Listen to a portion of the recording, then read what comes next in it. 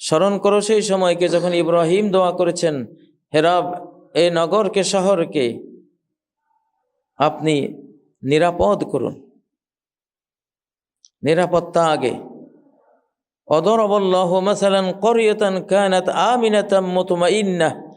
আল্লাহ example দিচ্ছেন একটি রাষ্ট্রের, একটি নগরের, যে দেশটি কি ছিল, তার প্রথম গুণটি কি ছিল, যে গুণটি সবার আগে থাকা চাই, আমিনা, আমিনাতাম মুতমাইন্নাহ। সেই জনপদটি ছিল নিরাপদ, শান্তিময়। মক্কা, মক্কা নগরী এখনো নিরাপদ। কেউ আক্রমণ করতে আসলে আকাশের আক্রমণ এসে ধ্বংস হয়ে যাবে। বাইতুল্লাহ আক্রমণ করতে আসলে অতীতে ঝাঁকে ঝাঁকে পাখি দিয়ে আল্লাহ তাআলা ধ্বংস করেছেন, সূরা আল ফিলে যেটা আল্লাহ নিজে বলেছেন। এখনো একই ঘটনা ঘটবে যদি কেউ বাইতুল্লাহ আক্রমণ করতে যায়। প্রিয় বন্ধুরা, এই জন্য নিরাপত্তা সবার আগে। বর্তমান পৃথিবী, যে পৃথিবীতে আমরা আছি, সবার আগে সমগ্র জাতির সক্ষম নারী পুরুষকে নিরাপত্তার ট্রেনিং দিতে হবে, যুদ্ধের ট্রেনিং দিতে হবে। সরকারের 1 নম্বর ফরজ কাজ এখন এটি। আলহামদুলিল্লাহ, বাংলাদেশ সরকার উদ্যোগ নিয়েছেন সবাইকে প্রশিক্ষণ দেওয়ার। আমার এক বন্ধু, তিনি চীন গিয়েছিলেন। তিনি বললেন যে আমি একটা হোটেলে উঠলাম, সেখানে দেখলাম কতগুলো, প্রত্যেকের একটা করে মাস্ক। জিজ্ঞাসা করলাম কিসের মাস্ক এগুলো? ওরা বলল এটা নিউক্লিয়ার মাস্ক। পারমাণবিক আক্রমণ হলে কিভাবে বাঁচব, সবার একটা করে পারমাণবিক মাস্ক রয়েছে, যেটা তখন মাথায় এবং তার নাক, চোখ, মুখ সব ঢেকে দিয়ে তাকে নিঃশ্বাস নিতে সহযোগিতা করবে, বেঁচে থাকতে সহযোগিতা করবে। আমাদের বাংলাদেশে পারমাণবিক মাস্ক তো দূরে থাকুক, একটা ইয়ার গান চালাতেও আমরা জানি না। এই যে অবস্থা, অসহায় জাতি আমরা এখনো। আমাদের চারপাশে যুদ্ধের দামামা বাজছে, সীমান্ত আক্রান্ত হওয়ার মতো পরিস্থিতি, ঘেরাও দিয়ে ফেলা হয়েছে। মিয়ানমার সীমান্তে অলরেডি সেখানে সাজ রব পড়ে গেছে। কিন্তু আমরা তো এই অবস্থায়, আমরা যে আত্মরক্ষা করব কিছুই নেই। পরমাণু থেকে আত্মরক্ষারও তো কোনো সুযোগ নেই। যেখানে একটা তীরও চালাতে জানি না আমরা, পরমাণু সম্বন্ধে কি জানি? 3 থেকে 7 দিনে 550 কোটি মানুষ চলে যাবে পৃথিবী থেকে। পরমাণু যুদ্ধ হলে তো 1 বছর হবে না, ওটা 2 বছর হবে না, 3 থেকে 7 দিন। শুধু কতগুলো নিউক্লিয়ার সুইচে ওরা টিপ দেবে, গজব হয়ে যাবে পৃথিবীর 550 কোটি মানুষ। এটা তো হাদিস, আমি বারবার বলেছি আপনাদেরকে, তথ্য দিয়ে হাদিসে আছে এরকম। ইউকতালু সুলুস, 1/3 খুন হয়ে যাবে, নিহত হয়ে যাবে, আর 1/3 বিভিন্ন মহামারীতে মারা পড়বে। থাকলো আর 1/3। 820 কোটি মানুষের মধ্যে 350 কোটি মানুষ থাকবে। এগুলো তো এখনকার সামরিক রিসার্চও বলে, আর হাদিসের কথা তো বহু আগে আমরা বলে আসছি। লক্ষণও তো সেটা। যেসব মানুষদের কাছে পারমাণবিক এই অস্ত্রগুলোর, নিউক্লিয়ার বাটনগুলো আছে, তারাও আরেক পারমাণবিক বোমা নিজেরা। তারাও নিউক্লিয়ার ম্যান। তাদের ভিতরে মায়া দয়া এটা উঠে গেছে কবে? এটা তো প্লাস্টিক হয়ে আছে। আপনারা এটা হয়তো ভাবছেন যে এটা কি মারতে পারে, এটা কি মারবে? হ্যাঁ, কারণ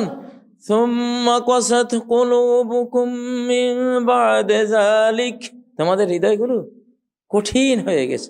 ফাহিয়া কাল হিজারা, সেটা পাথরের মতো। আও আসাদ্দু কাসওয়া, বরং পাথরের চেয়ে আরো বড় কঠিন।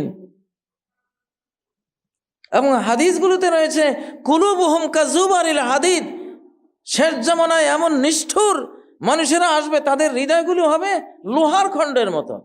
নিউক্লিয়ার বম যাদের হাতে, যারা মারতে চায়, তাদের মনটা নিউক্লিয়ার বমের চেয়ে আরো নিষ্ঠুর হয়ে আছে।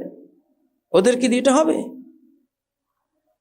আমরা তো সব আকাশের দিকে বিল্ডিং বানিয়ে উঠছি, আমরা বোকা। আমাদের যাওয়া উচিত এই যুগে মাটির নিচের দিকে। 20 তলা বিল্ডিং মাটির নিচে করতে হবে, সম্ভব। মাটির নিচে বিল্ডিং করে বাঁচা খুবই সম্ভব। এইসব বিল্ডিং, এসব নগর যারা গড়েছে, ওরা কি খুব বড় জ্ঞানী গুণী? মোটেও না। আনতারাল হুফাতাল উরাতাল আলাতা রিয়া আশ-শাইয়াতাতাওয়ালুনা ফিল বুনিয়ান, হাদিসে জিবরাইল, বুখারী মুসলিমের যে জিবরাইল আলাইহিস সালামের হাদিস নামে বিখ্যাত হাদিস, সেখানে আছে, তুমি দেখবা বিশাল বিশাল আকারচুম্বী বিল্ডিং বানাবার প্রতিযোগিতা লাগিয়েছে এক শ্রেণীর নিকৃষ্ট মানুষ। কি তাদের বৈশিষ্ট্য, কি তাদের গুণ? আল হুফাতা, একসময় জুতা ছিল না পায়ে, ফকিন্নির পুত, একসময় পায়ে জুতা ছিল না। আল উরাতা, উলঙ্গ ছিল, ল্যাংটা, পোশাকও ছিল না গায়ে, এমন অবস্থা ছিল। আল আলা, দরিদ্র ফকির, খাইতে পায় না, পড়তে পায় না, শিক্ষা নাই, দীক্ষা নাই, রুজি করবে সেই বুদ্ধি নেই, এই শ্রেণী। রেয়া আশা, ছাগল চড়িয়ে, ভেড়া পশু চড়িয়ে জীবন যাপন করত। আজকে তারা কেউ 15 তলা, কেউ 20 তলা, কেউ 50 তলা, কেউ 100, কেউ 200 তলা বিল্ডিং এর মালিক। এই শ্রেণীটা হাদিস। ইতিহাস খোঁজেন, বিশাল বিশাল টাওয়ারের মালিকদের সবগুলি এই 4টা টাইটেল, আল হুফাত, আল উরাত, আল আলাতা, রিয়াসা। জুতা নাই, কাপড় নাই, খাবার দাবার নাই, রাখাল, গরু ছাগলের রাখাল। আজকে সে মিলিয়নিয়ার, বিলিয়নিয়ার, আজকে সে কত কিছু। আক্কল আছে তাদের? আক্কল তো নাই, ব্যাককল্লা বানিয়েছে এই মৃত শহর, মৃত নগরী, মরা, প্রাণ নাই, কিছু নেই। সেগুলির মধ্যে আমরা আছি। এখন আমারও তো দোষ আছে। আমি যদি এইসব বিল্ডিং বানাবার বিষয় একটু চিন্তা করা লাগতো, তাহলে আজ থেকে 50, আমি তো 50 বছর আগে বক্তাও ছিলাম না, 40 বছর আগে থেকে ওয়াজ করা দরকার ছিল যে বিল্ডিং নিচে বানাও, নিচের দিকে যাও। এখন যাচ্ছে। এখন ফিলিস্তিন দেখেন, উপরে এক ফিলিস্তিন, ভেতরে আরেক ফিলিস্তিন, মাটির নিচে। আল্লাহ ওদেরকে জ্ঞান দিয়েছে, ওরা মাটির নিচে চলে গেছে, এই জন্য বেঁচে আছে, না হলে গোরস্থান হয়ে গিয়েছিল, সব শেষ হয়ে যেত। ইসরায়েলও একই কাজ করেছে, উপরে এক ইসরায়েল, মাটির নিচে আরেক ইসরায়েল। ওদের কোনো চিন্তা নাই, ওদের পরমাণু মাস্ক সবার আছে, পরমাণু বোম পড়লে ওরা মাটির নিচের ইসরায়েলে ঢুকবে। কিন্তু আমরা কি আছেটা কি? আমাদের তো খালি চোর আর ছুরি আর ছামারি করে কিভাবে দেশের খালি করা যাবে, বিগত একটা আল্লাহ তাআলা ওদের কি বলবো আর, এখন মুখের নাম নিতে ঘৃণা করেছেটা কি দেশটারে। এই দেশের দুইটাই শক্তি এই দেশের রক্ষার জন্য, একটা সামরিক সেনাবাহিনী, আর একটা হলো ইসলামিক শক্তি, আলিম ওলামা। আলিম ওলামাদের যে জনগণ, এরা এই দেশ রক্ষা শক্তি। এটা এই দুইটা শক্তি এই দেশ রক্ষা করবে, দুইটাই সর্বনাশ করে দিয়েছে বিগত ওই রেজিম, ওই দালাল, ওই দাসদাসী সরকার। পিলখানা দিয়ে সেনাবাহিনীকে ধ্বংস করে দিয়েছে, সেনাবাহিনী ধ্বংসের পরে নজর দিয়েছে কারা কারা আছে আলিম ওলামা। মিডিয়ায় কথা বলে, মাহফিলে কথা বলে, গোটা জাতি, লক্ষ লক্ষ মানুষ তাদের কথা শুনে। এরা এই শ্রেণীটা কারা? সেই শ্রেণীর নাম লিস্ট করে, আমাদের নাম লিস্ট করে আমাদেরকে, কাউকে গুম, কাউকে খুন, কাউকে ফাঁসি। কেন কেন নিজামীকে ফাঁসি দেওয়া হলো? কেন মুজাহিদ সাহেবকে ফাঁসি দেওয়া হলো? কেন কামরুজ্জামানকে ফাঁসি দেওয়া হলো? দোষটা কি? দোষটা একটা, এরা ইসলামী শক্তি, বিশাল শক্তি, বাংলাদেশ রক্ষা করতে পারে এরা। অতএব দিল্লিতে বসে সিদ্ধান্ত হয়েছে, সেনাবাহিনী যেমন ধ্বংস করে দিয়েছ, এবং দ্বিতীয় শক্তি হলো ইসলাম, বরং এটা 1 নম্বর শক্তি, এটাকে ধ্বংস করে দাও। কিসের দোষ এত সারা আলেমদের? আলেমরা দোষী হলে আলেমরা নিচ্ছিন্ন হয়ে যেত, তো নিচ্ছিন্ন হলি তো তোরা, যারা জালিম। আলিম মারতে গিয়ে জালিমকে আল্লাহ তাআলা নিপাত করে দিয়েছে, বাংলাদেশেও, সিরিয়ায়ও এবং আফগানিস্তানেও, দিকে দিকে সব দিকে ঘটবে। যাই হোক, কথা বলছিলাম, জ্ঞান তো নাই। ওহির জ্ঞান না থাকলে মানুষ আবু জাহেল, যার ওহির জ্ঞান নাই সে বিশ্ব পণ্ডিত হলো, সে বিশ্ব আবু জাহেল। আজকে বাংলাদেশে এই যে জনগোষ্ঠী আমাদের আদরের, এসে ভাইগুলি বোনগুলি, এই মা বাবাগুলি, কই বাঁচবে এরা? কিভাবে বাঁচবে? আল্লাহ তো বলছেন আলাম নাজআলিল আরদা কিফাতা, আমি কি এই জমিনকে এমন বানাইনি যে এই জমিন তোমার একটা ভাণ্ড, এই জমিন তোমার একটা ড্রাম, তোমার একটা পাতিল, এই জমিনে জানো তুমি এটা একটা তোমার জীবন রক্ষার ভাণ্ড। এটা কেমন ভাণ্ড? আহিয়ান ওয়া আমওয়াতা, জীবিত অবস্থায় পৃথিবীটা তোমার বাঁচার ভাণ্ড, বাঁচার ভান্ডার। এটা মাটির উপরেও বাঁচতে পারো, মাটির নিচেও বাঁচতে পারো। এই পৃথিবীর অধিকাংশ কীট পতঙ্গ প্রাণীরা মাটির নিচেই, তো মাটির নিচে তো হাজার হাজার কোটি মাখলুক দেখবেন মাটির নিচে বাস করে। কেমনে ওরা বেঁচে থাকে? মাটির নিচে পানি আছে, পানিতে অক্সিজেন আছে, সাইজ করে বাঁচা যায়। আহিয়ান ওয়া আমওয়াতা, জীবিত অবস্থায় ওই পৃথিবীর ভূপৃষ্ঠেও বাঁচতে পারো, ভূগর্ভেও বাঁচতে পারো। এই যুগ আমাদের 2024, আগামী 2025 আরো ভয়ঙ্কর আসতেছে। এখন হলো এখনকার থিওরি, স্লোগান, এখনকার স্থাপত্য শিল্পের বিজ্ঞান, আর্কিটেকচারাল সায়েন্স হলো বাতনুল আরদি খায়রুম লাকুম মিন যাহরিহা, ভূগর্ভ ভূপৃষ্ঠের চেয়ে উত্তম। এখন প্রত্যেকটা বিল্ডিং বানাবার আগে, এখন থেকে, আগের ভুল তো যা হয়েছে সর্বনাশ হয়েছে, প্রত্যেকটা বিল্ডিং বানাবার আগে মাটির নিচে আগে 10 তলা 15 তলা যাও, ওইদিকে যাও, বাঁচার উপায়। পরমাণু বোম ইনশাল্লাহ মাটির নিচে তেমন কাজ করবে না, এটা তো উপরের দিকে যায়।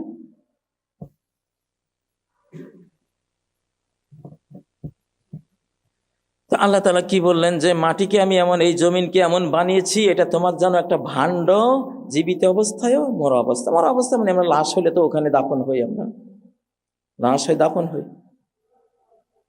অনেক জীবিত মানুষকে ভুলে মানুষ কবর দেয়, 7 দিন 10 দিন পরে লাশ তুলছে।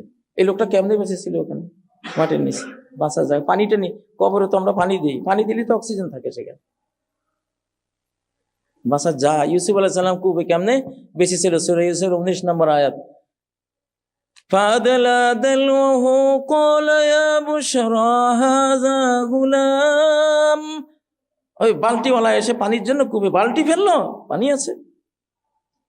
ইউসুফ তো নিচে বসে আছে, কারণ পানির সাথে অক্সিজেন থাকে।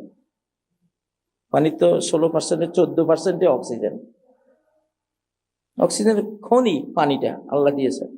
ইউসুফ ওখানে অক্সিজেনের খনি আছে, তো বেঁচে আছে। পরে বালতিতে উনি বসলেন, ওই লোক মনে করলো কি পানি তুলতেছি, দেখে যে বাচ্চা একটা। যাই হোক, নিরাপত্তা আমাদের সরকারের প্রতি আহ্বান, আমাদের এখন সবার আগে হলো পারমাণবিক নিরাপত্তা। এইটা দরকার। এটা গোটা দেশের স্ট্রাকচারাল পরিবর্তন করতে হবে। বিল্ডিং তৈরির সিস্টেম, আপনার কত লাভ দেখেন। আপনি একটা জমিন কিনলেন, উপরে 10 তলা বানালেন, না আপনি এটা জানেন যে নিচেও যে আমি 10 তলা করতে পারি। এখন আমার এই খুতবা শোনার পরে তো অনেকে আফসোস করবে যে কাজী সাহেব কেন এতদিন বললেন না। আপনি কত অলাভজনক বিল্ডিং বানালেন যে নিচে কিছু নাই। আরে ভাই, নিচে জ্ঞান থাকলে তো নিচে যেতেন আগে। ইসরায়েল চলে যাচ্ছে নিচে, ফিলিস্তিনিরা চলে যাচ্ছে নিচে, লেবানন ওরা যাচ্ছে নিচে, সিরিয়া গিয়ে দেখেন, কাশ্মীর গিয়ে দেখেন, আমেরিকা গিয়ে দেখেন নিচে কি অবস্থা করেছে ওরা, রাশিয়া গিয়ে দেখেন, আর এক রাশিয়া মাটির নিচে ওরা বানিয়ে ফেলেছে। এখন সরকারের প্রতি আহ্বান হলো যেইভাবে পারা যায়, যতটুকু পারা যায়, যা থেকে পারমাণবিক ভয়ঙ্কর ধ্বংসযজ্ঞ থেকে হেফাজতের সে জ্ঞানটা দিতে হবে, শিক্ষা দিতে হবে। মাস্ক কোথায় পাওয়া যায়? কোম্পানি করেন, আমরা কিনে নিব। পারমাণবিক মাস্ক কেনা উচিত, এবং ভূগর্ভস্থ বাংকার, ভূগর্ভস্থ বিল্ডিং তৈরি হওয়া উচিত, তৈরি করা উচিত, নিজেরা প্রশিক্ষণ নেওয়া উচিত। প্রিয় ভাইয়েরা, তো আল্লাহ তাআলা কোরআনে আমাদেরকে তো শিক্ষা দিয়েছেন যে তোমাদের শত্রু আছে, ইবলিস যেহেতু পৃথিবীতে আছে, শান্তিতে থাকতে পারবে না। যুদ্ধ আসবেই, যুদ্ধ চাপাবেই তোমাদের উপরে। বাংলাদেশের উপর তো যুদ্ধ মাথার উপরে খাড়া, 2025-এ লেগে যেতে পারে। তাহলে প্রস্তুতি কি? আল্লাহ বলছেন ওয়া'আদ্দু লাহুম মাসতাতা'তুম মিন কুওয়া, শক্তি, সামরিক শক্তি যা পারো রাষ্ট্রীয়ভাবে। চোরাগুপ্তা না যে ওই একজনে ট্রেনিং দিতে গেছে ওনারে জঙ্গি বানাইয়া, আপনি এগুলি কোনো দরকার নাই। এটা রাষ্ট্র উদ্যোগ নেবে, সরকার উদ্যোগ নেবে, সেনাবাহিনীর মাধ্যমে, রাষ্ট্রীয় যারা নিরাপত্তা বাহিনী তাদের মাধ্যমে সরকারিভাবে এটা হবে। কারো কিছু আর এখানে প্রপাগান্ডা করার কোনো সুযোগ থাকবে না, সেইভাবে করতে হবে। আল্লাহ সেই নির্দেশে দিয়েছেন। ঘোড়া প্রস্তুত করতে বলেছেন। তো এই যুগের ঘোড়া তো হলো ট্যাঙ্ক, সাজোয়া, আর্টিলারি যেগুলো আছে, এগুলো চাই। আগের যুগে এক একজন সাহাবীর 100, 500, 1000টা সামরিক ঘোড়া ছিল। এক একজন সাহাবীর 1000টা তলোয়ার ছিল, 1000টা বল্লম ছিল, কত হাজার তীর রেডি ছিল, প্রত্যেকে রাখতো। যুদ্ধের ডাক আসলে দেখা গেল গ্রামগঞ্জ থেকে লক্ষ লক্ষ সশস্ত্র, তখনকার যানবাহন, তখনকার হাতিয়ার সবকিছু আসতেছে। এখনো তো একই ফরজ। মুহাম্মদ সাল্লাল্লাহু আলাইহি ওয়াসাল্লামের ঘরে কিছুই নেই, কিন্তু যুদ্ধের সবকিছু আছে। আমাদের ঘরে কি আছে? সবই আছে, যুদ্ধের কিছুই নেই। সেই মজাটা ভুগবেন সামনে। এই খেসারত, এই ভুলের খেসারতটা সামনে ভুগবেন, আসতেছে। নরম ওয়াজ শুনতে শুনতে গরমটা ভুলেই গেছেন, ঠান্ডা ওয়াজ শুনতে শুনতে হিট ওয়াজটা ভুলেই গেছেন। হিট সূরা 45 পাতা, অর্থাৎ 90 পৃষ্ঠাব্যাপী আল কোরআনে যুদ্ধের কথা আল্লাহ বলেছেন। আল্লাহ তো 2 লাইন বললে সেটা মানা ফরজ হয়, সেখানে 90 পৃষ্ঠাব্যাপী কোরআনে আল্লাহ তাআলা যা যুদ্ধের প্রশিক্ষণ দিয়েছেন, এটা একসাথ করলে 90 পৃষ্ঠা হয়।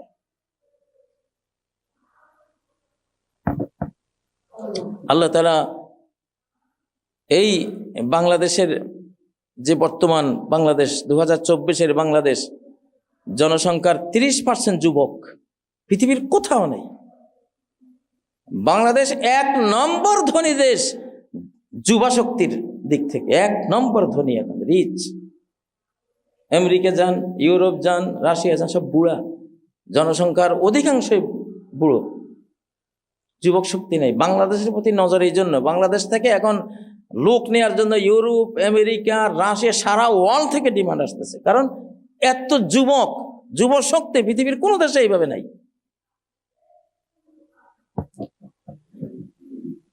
প্রিয় বন্ধুরা, আমি আপনাদেরকে বলছি, মানে আমি আসলে সরকারকে বলছি, কারণ আপনারা তো ইচ্ছা করলেও এত বড় নিরাপত্তার বিষয়ে কি করবেন, আপনাদের আমাদের কি করার আছে, এটা সরকারকে বলছি, আহ্বান জানাচ্ছি, সরকারের পক্ষে কথা বলছি। সরকার এমন একটা কাজ করছেন আমরা জানি, তবে আরো তড়িৎ করতে হবে, টাইম নাই, সময় খুব অল্প সময়ে গোটা জাতির মধ্যে নিরাপত্তার ধ্যান ধারণা, আইডিয়া, জ্ঞান, কলা কৌশল সব শিখিয়ে দিতে হবে। এটা সরকারের ফরজ, কারণ সরকার হলো রাখাল। আলা কুল্লুকুম রাইন ওয়া কুল্লুকুম মাসউলুন আন রাইয়াতিহি, তোমরা প্রত্যেকেই রাখাল, আর প্রত্যেক রাখালকে তার রাখালি সম্বন্ধে, সে যেই পশুর বা যেই মানুষের রাখালি করেছে, আল্লাহর কাছে একটা একটা করে জবাবদিহি করতে হবে। পশু যে চরাঞ্চলে বা ঘাস যেখানে আছে ওখানে চরাতে নিয়ে যায়, ঝড় ঝঞ্ঝা আসলে কি করে, ওটা রক্ষার জন্য একটা ঘর বানানো থাকে, সে পশুগুলোকে সেখানে ঢুকায় সে রক্ষা করে, কারণ সে রাখাল, হেফাজতের দায়িত্ব তার। কুকুর পালে, চারপাশে কোনো নেকড়ে, কোনো শিয়াল, তার কোনো একটা পশু নিয়ে যায় কিনা, সে 8-10টা কুকুর সেখানে রাখে, কুকুর সেটাকে সেভ করে। একটা নদী পার হবে বা একটা খাল পার হবে, রাখাল কি করে, নৌকা নিয়ে আসে, বা যে কোনো একটা খাল নদী পার হওয়ার একটা কিছু বাহন নিয়ে আসে, পশুগুলোকে সেখানে তুলে সে অতন্দ্র প্রহরীর মতো কড়া নজরে সে ওটা দেখতে থাকে, তার প্রত্যেকটা পশু তার নদীটা পার হলো কিনা, পার করে সে শান্তি পায় যে হ্যাঁ আমার সব পার হয়েছে। যারা মহিষ পালে, মহিষ তো এটা সেলফ সাফিসিয়েন্ট, সে নদী পার হতে পারে, তবুও এক কিনার দিয়ে ছেড়ে দিয়ে তারা তীক্ষ্ণভাবে নৌকা নিয়ে তারা পাহারা দেয় যে কোনো মহিষ বিপদে পড়তে পারে, তাকে সেভ করতে হবে। এটাকে বলে রাখালি।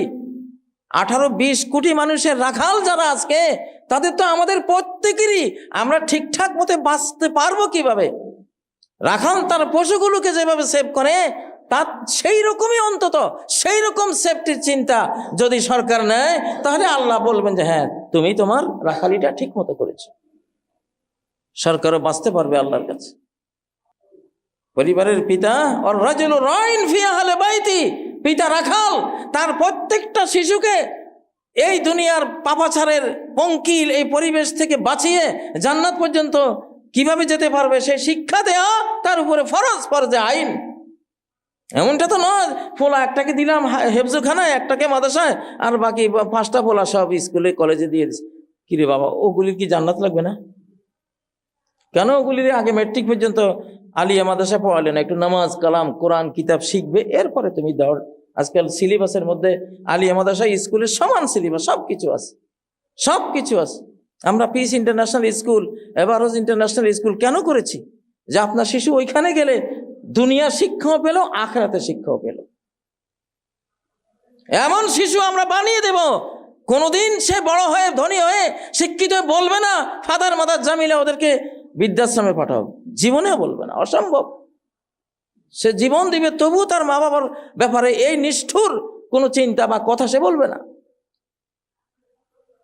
আজকে যে পৃথিবীতে লক্ষ লক্ষ বৃদ্ধাশ্রম কারা বানিয়েছে? এগুলি শিক্ষিতরাই বানিয়েছে। কিসে শিক্ষিত না? কুশিক্ষিত। তোমরা প্যারেন্টস, তোমরা তো শিশুকে তোমাদেরকে চিনার মতো শিক্ষাটা দাও নাই। তোমরা যদি তোমাদের শিশুদেরকে আল্লাহর পরিচয় পাওয়ার মতো শিক্ষা দিয়ে দিতা, তাহলে আল্লাহ শিশুর অন্তরে মা বাবার পরিচয়টা আল্লাহ দিয়ে দিতেন, যে তোমার মা বাবা এই জিনিস, তোমার জন্য রহমত বরকত নেয়ামত যায় পৃথিবীতে তুমি পাইবা। ভায়া মা বাবা, মা বাবার ভায়া হয়ে আল্লাহ দিবেন। মা বাবাকে কাটাপ করে তুমি পাইতে পারো না। সে শিশু বাচ্চা যাদের যা আছে ইসলামিক প্রতিষ্ঠানে দেবেন। আমার এই স্বাধীন বাংলাদেশে আমি জাতীয়ভাবে উদ্যোগ নিয়েছি, ইনশাআল্লাহ। মাদ্রাসা তো আছেই, মক্তব তো আছে, আমরা সেটাও করছি। পিস ইন্টারন্যাশনাল মাদ্রাসাও করব, পিস ইন্টারন্যাশনাল স্কুল করব, পিস ইন্টারন্যাশনাল কলেজ করব, পিস ইন্টারন্যাশনাল ইউনিভার্সিটি করব। আপনাদের শিশুরা যাতে বিশ্ববিখ্যাত ইসলামিক পণ্ডিত, বিশ্ববিখ্যাত বিজ্ঞানী, বিশ্ববিখ্যাত ইঞ্জিনিয়ার, কম্পিউটার সায়েন্টিস্ট সব কিছু হয়ে দিন দুনিয়া উজ্জ্বল করতে পারে, আমরা সেই উদ্যোগটা নিচ্ছি। তার পাশাপাশি কিভাবে আত্মরক্ষা করবে সরকারকে আহ্বান জানাবো, সেই সব কিছু যেহেতু সরকার সিদ্ধান্ত নিচ্ছেন স্কুলের ছেলে মেয়েদেরকে শেখাবেন, আমরা সবার আগে সেই উদ্যোগে আমরা সাড়া দেবো ইনশাআল্লাহ। আল্লাহ নবী কি বলেন? মাল্লাম ইয়াগজু ওয়ালাম ইউহাদ্দিস নাফসাহু বিল গাজব মাত আলা শুরবাতিম মিন নিফাক, যে কখনো আল্লাহর জন্য একটু যুদ্ধে গেল না, যুদ্ধের কথা অন্তরে কখনো পরিকল্পনাও করলো না, সে মুনাফিকের একটা শাখার উপরে মরবে, সে ঈমানের শাখার উপরে মরবে না। আল্লাহর নবী নিজে যুদ্ধ করতে করতে যুদ্ধের ময়দানে ওনার মতো মহামানব রাহমাতুল লিল আলামিনের এই দাঁতগুলো, কাঁচা দাঁতগুলো ভেঙে চুরমার হয়েছে, লোহার হেলমেট এই পর্যন্ত চেপে ওনার মতো রাহমাতুল লিল আলামিনের চেহারা রক্তাক্ত, সেই রক্ত বন্ধ হয় না, শেষ একটা মাদুর পুড়িয়ে ছাই দিয়ে প্রলেপ দিয়ে সেই রক্তটা বন্ধ করতে হয়েছে। ওনাকে হত্যা করার জন্য ইবনে কামিয়া তার হেলমেটের উপরে তলোয়ার চালিয়েছে। উনি 29টা বড় বড় যুদ্ধ, 450 খণ্ড যুদ্ধ পরিচালনা করেছেন। আমরা কি করেছি? ওনার ছাত্র যারা সাহাবী, যারা শতকরা 60 জন যুদ্ধের ময়দানে নিহত, প্রতি 100 জন সাহাবীর মধ্যে 60 জন যুদ্ধের ময়দানে নিহত। কেন? কি টাকা পয়সার জন্য নিহত হয়েছে? সাম্রাজ্য বিস্তার করার জন্য? আরে বাবা, বাংলাদেশে বসেছে আজকে লা ইলাহা ইল্লাল্লাহ মুহাম্মাদুর রাসূলুল্লাহ কালেমাটা পেয়েছে, সৌভাগ্য হয়েছে। ওই যুদ্ধগুলি যদি তারা না করতো, ওই লড়াই লড়ে যদি তারা এই কালেমা বুকে নিয়ে সারা বিশ্বে ছড়িয়ে না দিত, তখনকার কাফের বেঈমান চতুর্দিকে সব বেঈমান, সব হলো আল্লাহর কথা শুনলেই সর্বশক্তি দিয়ে খুন করতে ধেয়ে আসে। ওই পরিস্থিতিতে কালেমা বুকে নিয়ে যদি তারা জীবনটা এভাবে বিলিয়ে না দিত, আমার আর আপনার কপালে লা ইলাহা ইল্লাল্লাহ মুহাম্মদুর রাসূলুল্লাহ কি জুটতো না। এজন্যই সাহিত্যিকরা বলে, বিদায় হজ্জে নবীজির ভাষণ শুনে যার গোড়া যেদিকে ছিল ওই দিকে ছুটেছেন, সারা বিশ্ব ধাপিয়ে বেরিয়েছেন কালেমার এই বাণী বুকে নিয়ে। আল্লাহু আকবার। সেই দাওয়াতি কাজ করতে গিয়ে প্রতি 100 জন সাহাবীর 60 জন শহীদ হয়েছেন, বাকি 40 জনের গোটা শরীর চালুদের মতো ছিদ্র, রক্তাক্ত, ইনজুর্ড হয়েছে। বাংলাদেশে তো অলিয়া উলিয়া মানে হলো একেবারে দুর্বল হতে হতে হতে এমন দুর্বল হবে যে উনি করে পালকিতে চড়ে যাওয়া লাগে। ইস, কত বড় আল্লাহর ওলি, কত বড় উনি, পীর সাহেব, উনি পালকিতে চড়ে আসলে মানুষের কৌতূহলের আর শেষ নাই। ইস, কত বড় ওলি আছে পালকিতে। এই শয়তানকে পালকি থেকে বের করে পিটাইয়ায় জাতিকে বাঁচানো লাগতো। একেবারে বৃদ্ধ হলে সেটা একটা কথা, যে উনি 90 বছর 100 বছরে বুড়া, হাঁটা শক্তি নেই, সেটা অন্য একটা জিনিস। যুবক, সবকিছু তার ঠিক আছে, পালকিতে চড়ে বেড়ায়। এগুলি বাংলাদেশের অলিয়া উলিয়া, এগুলি না। হযরত ওমরের আমলে ওমর আস্তে হাঁটা লোক দেখলে পিছন থেকে যদি ওনার সামনে পড়তো, সপাং করে দৌড়া মারতেন, ব্যাত মারতেন। তুই এভাবে এত আস্তে হাঁটিস কেন? তোর হাঁটা দেখলে তো বেঈমানদের সাহস বেড়ে যাবে। যে কি মুসলমান তো হাঁটতেই জানে না, এটা কি লড়াই করবে? উনি পিটাতেন আস্তে হাঁটা লোক দেখলে। হাঁটবা মিয়া, সামরিক ব্যক্তির মতো হাঁটা। নবীজির হাঁটা কেমন ছিল? তুমি যাই নবীর উম্মত, সেই নবীর হাঁটা সুন্নত নাই না? খালি লাউ খাওয়া আর মিষ্টি খাওয়া সুন্নত, ওনার হাঁটা সুন্নতটা নাই? শামাইলে তিরমিজি খোলো, জারিউল মাশিয়া ইজা মাশা তাকাল্লা কান্নামা ইয়ানহাত্তু বিসাবাবিন। উনি এমন ক্ষিপ্র গতির হাঁটা হাঁটতেন, যখন হাঁটতেন তখন পায়ের সামনের উপরে ভর দিয়ে পায়ের গোড়ালি উঁচিয়ে স্প্রিং করে হেঁটে যাচ্ছেন, যেন পায়ের উপর থেকে নামছেন। আমরা ব্রিজের উপর থেকে নামলে, সাইকেল ছাড়লে কিরকম জোরে যায়, আর হাঁটতে গেলে তো মনে হয় ধাক্কাইয়া নেয়। ওনার স্বাভাবিক হাঁটা ছিল ওইটা। ইন্না লানুজহিদু আনফুসানা ওয়া ইন্নাহু লাগাইরু মুক্তারিস। সাহাবী আবু হুরায়রা বলেন, নবীজির পিছে হাঁটতে গেলে আমরা তো সর্বশক্তি দিয়ে হাঁটতেছি, উনি স্বাভাবিক হাঁটা হাঁটতেছেন। কিছুক্ষণ পরে গ্যাপ হয়ে যায়, কিছুক্ষণ পরে উনি হয়তো 100 গজ দূরে চলে গেছে, আমরা দৌড়ে ওই গ্যাপটা আমরা পূরণ করছি। এটা ছিল নবীজির হাঁটা। আর আমাদের দেশে যত বড় ওলি হবেন তত আস্তে হাঁটতে হবে, জোরে হাঁটে। আরে কিসের ওলি, এত জোরে হাঁটে? কি শিক্ষাটা পাইছি আমরা? সব উল্টা শিক্ষা, সব উল্টা শিক্ষা। এখন এই সুন্নতগুলি আনতে হবে বাঁচতে হলে। যাই হোক, নিরাপত্তা 1 নাম্বার, এটা আমার খুতবার বিষয় আজকে। এখনকার পৃথিবীতে বাঁচতে হলে বাঙালি আকলে বড়, কৌশলে বড়, দেহে ছোট, কিন্তু আকলে এক একটা মানুষ পৃথিবীর বহু জাতির থেকে উঁচু এরা আকল জ্ঞানে। বাংলাদেশের মানুষরা রিচ, আকল জ্ঞানে অনেক বড় সমৃদ্ধ একটা জাতি। এরা বুদ্ধি দিয়ে লড়াই করবে ইনশাআল্লাহ। এখন চিটাগাঙে যে অবস্থা হয়েছে, আমি সরকারকে পরামর্শ দিই, ড্রোন দিয়ে লড়াই করেন। নিজের রুমে শুয়ে শুয়ে লড়াই করুন। এখন তো প্লাস্টিকে লড়াই করে, লোহায় লড়াই করে, স্টিলের লড়াই করে, বিমানে লড়াই করে, ড্রোনে লড়াই করে। ড্রোন হলো আপনি আকাশে উড়িয়ে দিলেন বা সে গিয়ে মেরে দিল, আপনার গা পর্যন্ত কিছুই আসলো না। হাজার হাজার ড্রোন কিনা হোক, গোটা বাংলাদেশকে ড্রোন দিয়ে ছেয়ে ফেলা হোক, বাঙালি কৌশলে বড়, কৌশল ছাড়া তারা টিকতে পারবে না, জয়ী হতে হবে না। এই যুগের কৌশল নিতে হবে। পানিতে ড্রোন আছে, পানির ড্রোন তুরস্ক বানিয়েছে। পানির ড্রোন ছেড়ে দিবা, হাজার হাজার ড্রোন গিয়ে শত্রুকে ঘায়েল করে দিয়ে আসবে। কৌশলে বাঙালি বড়। মাথায় বোঝা নিলে 2 মণ সর্বোচ্চ নিতে পারবো। কৌশলে যদি নেই, আক্কল দিয়ে যদি বোঝা নেই, 10 লক্ষ টনের একটা মাদার ট্যাঙ্ক বানিয়ে সাগরে ভাসিয়ে দেব। আক্কল দিয়ে 10 লক্ষ টন টানা যায়, আরো বেশিও টানা যায়। আর শরীর দিয়ে মাত্র 2 মণ, এটা দিয়ে কি হবে এখন? এই জন্য ডক্টর ইউনূস সাহেব আপনি এখন রাখাল, সেনা প্রধান, আপনিও রাখাল, আরো যারা আছেন, আমরা চাই আপনারা আমাদেরকে নেতৃত্ব দেন সঠিকভাবে। এবং এই দেশে যে দুটা শক্তি, সেনা শক্তি আর ইসলামিক শক্তি, অস্ত্র শক্তি আর কোরআনিক শক্তি, উইপন্স পাওয়ার অ্যান্ড ইমানিক পাওয়ার, দুটো একসাথে। সৈনিকরা সবাই ইমানদার হলে, একজন সৈনিক ইমানদার হলে একজনে 10 জন। সূরা আনফালে আল্লাহ স্পষ্ট বলেছেন, যদি 20 জন সৈনিক অটল অবিচল ইমানদার হও, 200 বেঈমান সৈন্যকে উড়িয়ে দিতে পারবা। তাহলে বাংলাদেশের সৈন্য যদি 2 লাখ হয়, ইমানদার হলে 2 লাখ কত লাখ হবে?